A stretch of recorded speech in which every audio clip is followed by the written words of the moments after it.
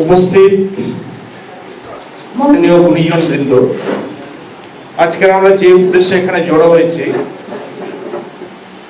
সেটা আপনারা সবাই জেনে গেছেন এবং বিশেষত শরদিন্দুদার উদ্যোগে এই যে প্রোগ্রামটা শুরু হয়ে গেছে, গতকাল এই সময় পত্রিকাতে এতটা যে জায়গা দেওয়া হয়েছে এটা আমাদের প্রাথমিক সাফল্য এবং সেই সাফল্যের পিছনে আমাদের শরদিন্দুদার আন্তরিক প্রচেষ্টাকে আমি কুর্নিশ জানাচ্ছি।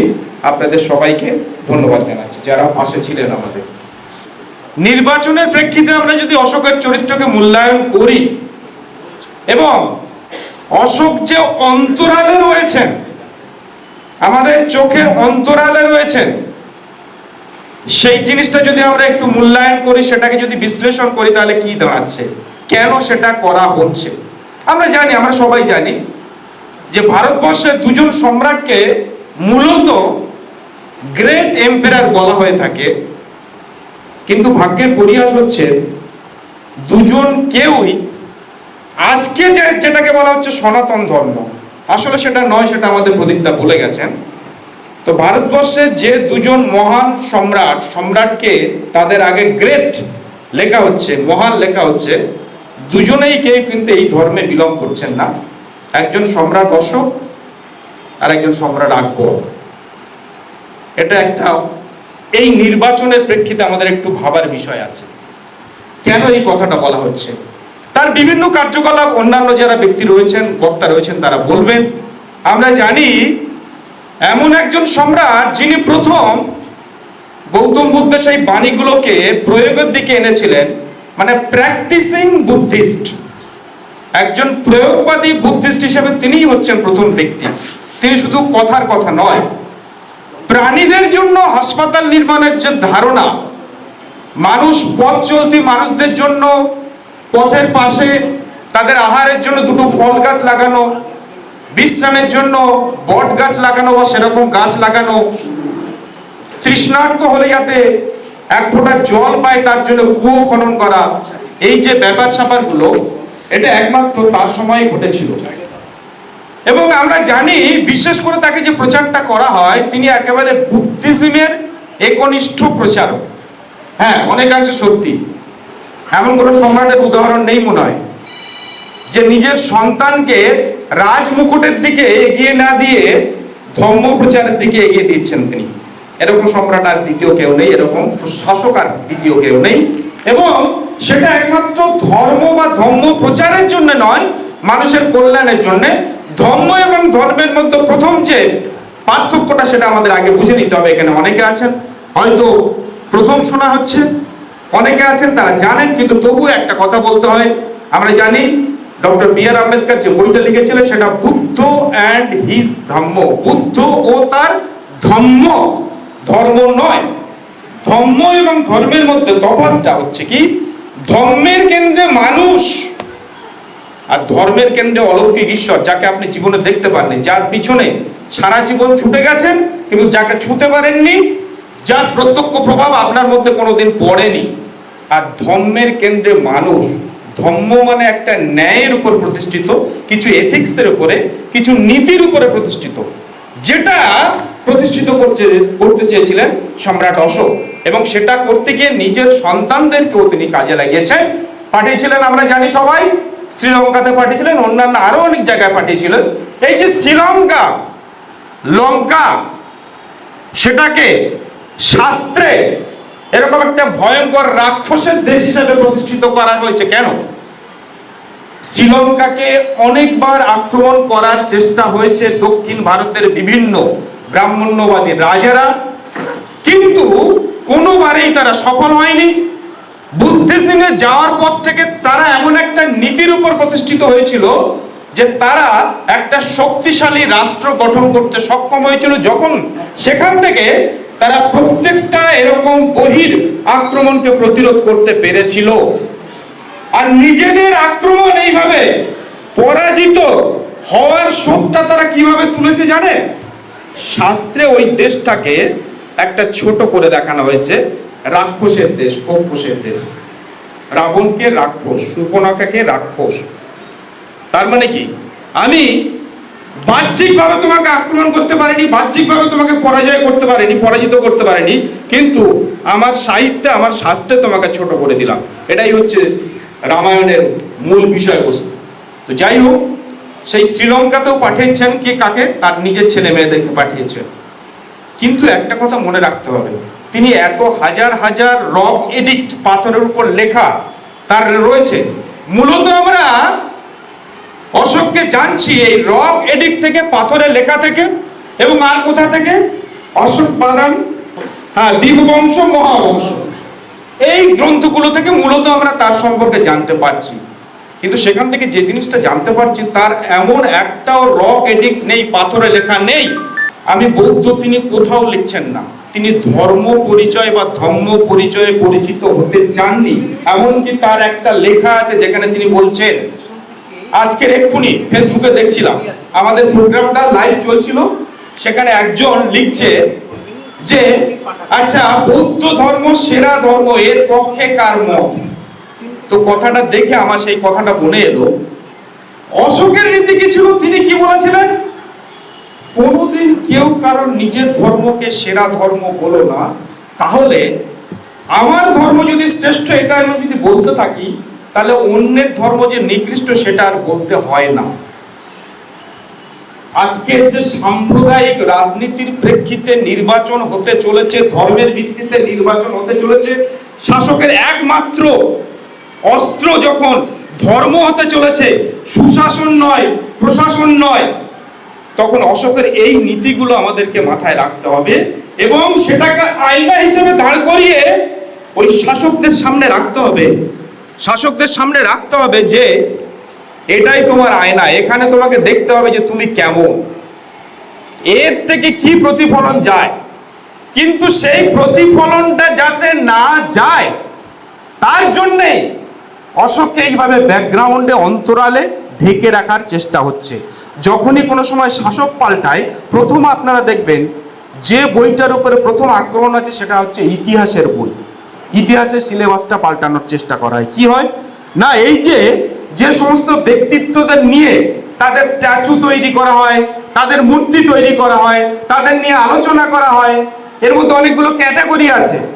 প্রথম ক্যাটাগরি, শাসক যখন নতুন আসে তখন তারা কি করে, এমন ব্যক্তিত্বকে তারা সামনে নিয়ে আসে যে ব্যক্তিত্বের মাধ্যমে তাদের রাজনৈতিক মতাদর্শের প্রচার হবে। যেমন আমি যদি পরিষ্কারভাবে বলি, বামপন্থীরা তারা কি করবে, তারা Lenin, Karl Marx, Muzaffar Ahmed এরকম ব্যক্তিত্বদেরকে সামনে রাখবেই প্রথমত। দ্বিতীয়ত সবাইকে রাখবেন, কিন্তু প্রথমত এনারাই থাকবেন।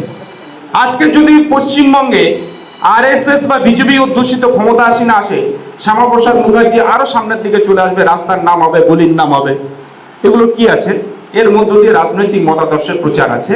যেমন কংগ্রেসের আমলে ইন্দিরা গান্ধীর নামে, নেহেরুর নামে, গান্ধীজির নামে কত যে কোথায় আছে, একাধিক।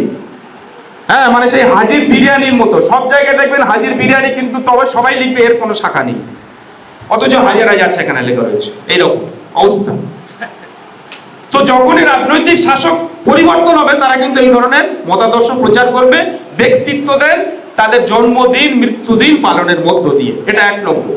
2 নম্বর, এমন ব্যক্তিত্বদের সামনে আনা হবে যাদেরকে দেখে আপনি যেটা পৃথিবীতে নেই সেটার কল্পনা করবেন, আপনার মাথা চলে যাবে উপরের দিকে, হে ঈশ্বর আমাকে উদ্ধার করো, আমাকে পাপ থেকে মুক্তি দাও, আমাকে অমুক দাও, হ্যাঁ, অর্থম দেহ, যশম দেহ, এইরকম কথা আসবে আর কি। হ্যাঁ, ধনম দেহি, যশম দেহি, এই ধরনের কথা আসবে। আপনারা দেখবেন রিসেন্টলি, সাম্প্রতিক, সারা পশ্চিমবঙ্গের অলিতে গলিতে, আমি তাকে অবমাননা করছি না, তাকে তার প্রতি শ্রদ্ধা রেখেই বলছি, কিন্তু সেই ব্যক্তিত্ব নিয়ে আমি একটা যখন কলেজ একবার চেঞ্জ করেছিলাম, কয়েকজন খুব উৎফুল্লভাবে অধ্যাপক অধ্যাপিকা খুব উচ্ছ্বসিতভাবে তাকে নিয়ে আলোচনায় বসছেন। আমি তখন বলেছিলাম, আচ্ছা ওনার পাণ্ডিত্য নিয়ে আমার যদি সন্দেহ না থাকে, আমি একটা কথা বলতে পারি? তা বলুন। আমি বলেছিলাম যে উনি যাদের নাম এনেছেন, রাম আর কৃষ্ণ, তাদের নাম তো মাহাত্ম্য প্রচার করেছেন। তো আমরা জানি রাম শূদ্র সম্মুখকে হত্যা করেছিলেন, কেননা তার শিক্ষা নেওয়ার অধিকার নেই, তাও সে শিক্ষা নিয়েছিল। আর কৃষ্ণ তো পরিষ্কার বলে গেছে, চতুর্বর্ণ ময়া সিস্টেম গুণ কর্ম বিভাগ, এই কথাটা বলে গেছেন গুণ ও কর্মের ভিত্তিতে। কিন্তু কে মানে? তার মানে আসলে কেউ কৃষ্ণকে মানে না। তাহলে গুণ ও কর্মের ভিত্তিতে যদি ব্রাহ্মণ, ক্ষত্রিয়, বৈশ্য, শূদ্র হতো, Ambedkar would have been the first Brahmin after independence. স্বাধীনতার পরে তিনি হতেন প্রথম ব্রাহ্মণ, কিন্তু সেটা তো হয় না। তাহলে যে দুটো মানুষ, যে দুটো ব্যক্তিত্ব, আসলে সেটা কাল্পনিক ব্যক্তিত্ব, মিথিক্যাল ব্যক্তিত্ব, পুরাণের ব্যক্তিত্ব, যারা এরকম ভাবে কাস্টিজমের পক্ষে, বর্ণবাদের পক্ষে, জাতপাতের পক্ষে, তিনি তাদের তো নাম মাহাত্ম্য প্রচার করে গেছেন। তো তার কি বুদ্ধের নামটা জানা ছিল না? আমি বলছি শ্রী চৈতন্যের কথা। আজকে দেখবেন পাড়ায় পাড়ায়, মোড়ে মোড়ে, চতুর্দিকে সরকারি পৃষ্ঠপোষকতায় শ্রী চৈতন্যের মূর্তি বসানো হচ্ছে। জানি না বিবেকানন্দ কোন বিপ্লব করে গেছেন, বিবেকানন্দের মূর্তি বসানো হচ্ছে। এরকম ভাবে চতুর্দিকে মন্দির তৈরি হচ্ছে, ঠাকুরঘর তৈরি হচ্ছে, পৃষ্ঠপোষকতা এগুলো করা হচ্ছে। কেন না? আপনাকে যেটা আমি প্রশাসক হিসেবে দিতে পারছি না, সেটা মনে করুন এটা আপনার ভাগ্য, আমার ভাগ্য, আমার চাকরি ভাগ্যে নেই, রাস্তায় পড়ে থাকা ভাগ্য, সুতরাং এটা আমি মেনে নেব। হে ঈশ্বর আমাকে বাঁচাও, আমার ছেলেটার মুখে দুধ কালকে যেন দিতে পারি, আমার সন্তানটার মুখে। উপরের দিকে তাকিয়ে, তো নিচের দিকে তাকিও না। ধরাধামে কি ঘটছে সেটা দেখো না, ধরাধামের বাইরে কি ঘটছে সেটা নিয়ে বেশি দেখো। তাহলে দুটো ক্যাটাগরি। প্রথম, কাদের জন্মদিন পালন হচ্ছে, যেটার মাধ্যমে আমি রাজনৈতিক মতাদর্শ প্রচার করতে পারছি। আর দ্বিতীয়, তাদের মতাদর্শ প্রচার করা হচ্ছে যাদের মাধ্যমে আপনি ভাববাদী হয়ে যাবেন, যুক্তিবাদী হবেন না। ভাববাদী, অলিক অস্তিত্বের প্রতি বিশ্বাস, ঈশ্বরের প্রতি বিশ্বাস, আত্মার প্রতি বিশ্বাস, হ্যাঁ, এবং নিজের দুর্ভাগ্যকে আপনার পূর্বজন্মের ফল হিসাবে দেখবেন। আর 3 নম্বর, যারা অশোকের মতো ব্যক্তিত্ব, আম্বেদকরের মতো ব্যক্তিত্ব, পেরিয়ার রামস্বামীর মতো ব্যক্তিত্ব, প্লেটো, অ্যারিস্টটল, অশোকের, গৌতম বুদ্ধের মতো ব্যক্তিত্ব, তাদের যদি প্রচার করা হয়, তখন কি হবে? শাসকদের সামনে এই সমস্ত ব্যক্তিত্বদের ইমেজটা একটা আয়নার মতো দাঁড়িয়ে থাকবে। আয়নার সামনে দেখতে পারবে যে রাজা হিসাবে, প্রশাসক হিসাবে আমার কেমন হওয়া উচিত। যেটা বলছিলাম, আজকে কি হচ্ছে, প্রত্যেকটা রাজনৈতিক দল ধর্মকে অবলম্বন করে বাঁচতে চাইছে। অথচ অশোক কি বলছেন? যে ধর্ম তোমার প্রাথমিক পরিচয় হতেই পারে না।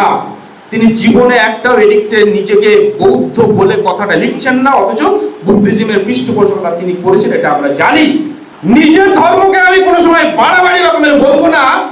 আমি গর্বিত হিন্দু, আমি গর্বিত মুসলমান, আমি গর্বিত বৌদ্ধ, আমি গর্বিত মানুষ আগে বলবো। অশোকের নীতি সেটাই হচ্ছে ধর্মের উপর প্রতিষ্ঠিত, ন্যায়ের উপর প্রতিষ্ঠিত, এথিক্সের উপর প্রতিষ্ঠিত। তাহলে আপনারা বুঝতে পারছেন যে এই যে অশোকের মতো একটা ব্যক্তিত্বকে, বিশেষ করে ভারতবর্ষের বর্তমান প্রেক্ষিতে যখন ধর্মটাকে অবলম্বন করে একটা ঘৃণার চাষ করা হচ্ছে, সারা ভারতবর্ষে সরকারি পৃষ্ঠপোষকতায় ঘৃণার চাষ করা হচ্ছে। মানুষে মানুষে ঘৃণা, ধর্মে ধর্মে ঘৃণা, বর্ণে বর্ণে ঘৃণা, শ্রেণীতে শ্রেণীতে ঘৃণা, জেন্ডার ভিত্তিক ঘৃণা, লিঙ্গ ভিত্তিক ঘৃণা, নারী পুরুষে ঘৃণা। এই যে ঘৃণার চাষটা করা হচ্ছে, একটা ঘৃণা 10টা ঘৃণার জন্ম দেয়। Violence begets violence. হিংসা সবসময় হিংসারই জন্ম দেয়। হিংসা দিয়ে কোনো সময় ভালো কিছু আসে না, যেটার বিরুদ্ধে বুদ্ধ বলছেন এসো ধম্ম সনাতন, অর্থাৎ হিংসা দিয়ে কোনো সময় হিংসাকে জয় করা যায় না, ভালোবাসা দিয়ে ভালোবাসাকে জয় করতে হয়। যেটার একমাত্র প্রথম প্রয়োগ প্রশাসনিকভাবে, রাজনৈতিকভাবে করেছিলেন সম্রাট অশোক। এবং দেখুন সম্রাট অশোকের এই যে উদারনীতি, তার পাশে রাখুন সম্রাট আকবরের উদারনীতি। তিনি তো একজন, আমরা জানি তিনি মুসলমান, কিন্তু সর্বধর্ম সমন্বয় করে সমস্ত ধর্মের ভালোগুলো নিয়ে তিনিও তো দিন ইলাহি নামে একটা ধর্ম প্রচার করতে চেয়েছিলেন। তার মানে কি? তিনি বলতে চাইছেন ইসলাম শ্রেষ্ঠ ধর্ম নয়, যদিও তিনি ইসলাম মুসলিম হিসেবে জন্মগ্রহণ করেছিলেন। তাই আইরনিক্যালি, ভাগ্যের কি পরিহাস, ভারতবর্ষে আজকে যে ধর্মের নামে রাজনীতি হচ্ছে, দুটো ভারতবর্ষের মহান সম্রাট, দুটো আলাদা ধর্মের মানুষ, আসলে আলাদা ধর্মের মানুষ, যারা ন্যায়ের উপরে নিজেদের প্রশাসনকে প্রতিষ্ঠিত করেছিল।